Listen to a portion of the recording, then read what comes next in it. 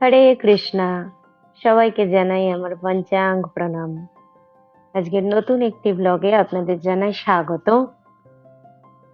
আজকে একটু দুঃখের সাথে ব্লগটা শুরু করছি, কারণ বার্সেলোনায় আসার পর আমার যেটা নিজের খুব ভালো লেগেছিল আর খুব আকর্ষণীয় লেগেছিল সেটা হলো এই স্ট্রিট হরিনাম সংকীর্তন। তো খুবই ভালো লাগতো, উইকেন্ডে স্যাটারডে সানডে করে সবাই মিলে একসাথে যেতাম, খুব আনন্দ করতাম। কিন্তু এখন এটা বন্ধ করে দেওয়া হয়েছে। লাস্ট যেদিন হয়েছিল সেদিন পুলিশে বলে যে একসাথে এতজন মিলে হবে না, সম্ভব না। তো পুলিশ পারমিশন দেয়নি। তো তারপর থেকে এই বার্সেলোনায় স্ট্রিট হরিনাম সংকীর্তনটা বন্ধ হয়ে গেছে, আর হয় না এখন এখানে। তো এরপরে আসা যাক যে আজকে আমি কি কি করলাম। যথারীতিভাবে সকালবেলা মঙ্গল আরতিতে গেছিলাম, আজকেও 5:30টার সময়। এখানে মঙ্গল আরতিটা 5:30টার থেকেই শুরু হয়, ইন্ডিয়ার মতো 4:30টায় হয় না। Yadaita Narasivasadi Om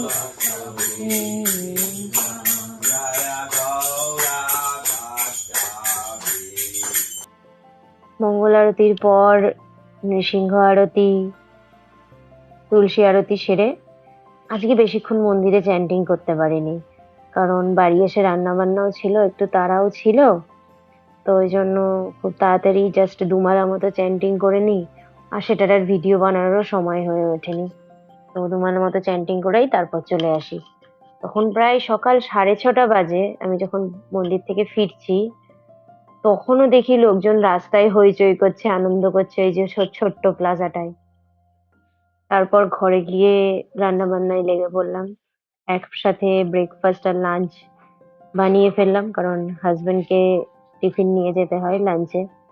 তো তারপর গেছিলাম মন্দিরে সেবাতে।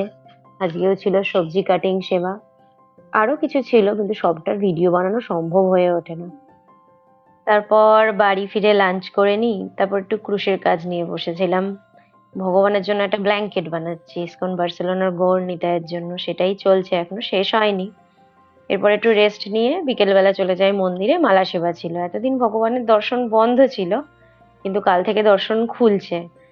তো তাই জন্য এই ভগবানের জন্য আর প্রভুপাদের জন্য মালা বানাতে গেছিলাম।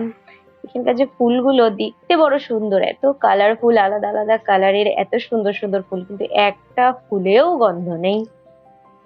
তো এরপর আমি মালা বানানোর জন্য ফুলগুলো কাটিং করা সব শুরু করে নিয়েছিলাম। জেনে এখানকার ভক্তরা না খুব ডেডিকেটেড। সারা সপ্তাহ কাজের পরেও তারা মন্দিরে দর্শন করতে আসেন, উইকেন্ডে হরিনাম সংকীর্তনে আসেন।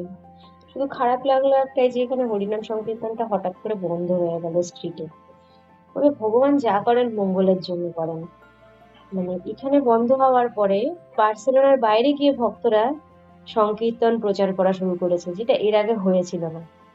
তো এইখানে বার্সেলোনায় তো অনেকদিন ধরেই মানুষ এই হরিনাম সংকীর্তন প্রচার এগুলো দেখছেনই। তো তারাও একটু হ্যাবিচুয়েটেড হয়ে গেছিল। তো এরপর তাদের কাছে এই সংকীর্তন পৌঁছে গেছে যারা হয়তো এর আগে ফোনে ছাড়া সামনাসামনি কখনো দেখারই সুযোগ পায়নি। ভগবানের কাছে প্রার্থনা করি এই ভক্তির স্বাদ আর আনন্দ যেন সবাই আস্বাদন করতে পারে। ভগবান সবার উপর কৃপা বর্ষণ করুক। কথা বলতে বলতে আজকে মালা বানানোটা প্রায় শেষ হয়ে গেল। গৌরনীতায় দুজনের জন্য দুটো মালা বানিয়েছিলাম, আর প্রভুপাদের জন্য একটা মালা বানিয়েছিলাম। তারপরে মন্দিরে গৌর আরতি, নৃসিংহ আরতি সব অ্যাটেন্ড করি। চলুন নৃসিংহ আরতিটা আজকে একটু শুনে নিই, কারণ গৌর আরতির সময় আজকে আমার ভিডিওটা বানানো হয়নি।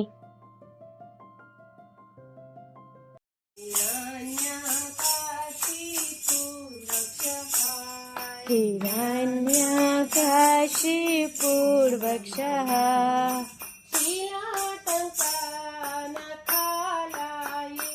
এরপর মন্দির ক্লিনিং এর সেবা করে বাড়ি চলে আসি। আজকে আর সেটার ভিডিও বানানো হয়নি, তাড়াহুড়োতে ভুলে গেছি। বাড়ি এসে ডিনার করে স্প্যানিশ ক্লাস অ্যাটেন্ড করি। এখানে স্পেনে থাকতে গেলে স্প্যানিশ জানাটা খুব দরকার, নাহলে মানুষের সাথে ইন্টারাকশন করতে, বাজার করতে, কথাবার্তা বলতে খুব সমস্যা হচ্ছে। তো এখানেই আজকে শেষ করছি। হরে কৃষ্ণা। সবাইকে জানাই আমার প্রণাম। দেখা হবে আবার পরবর্তী ব্লগে। Thank you so much. Hari বল। রাধে রাধে।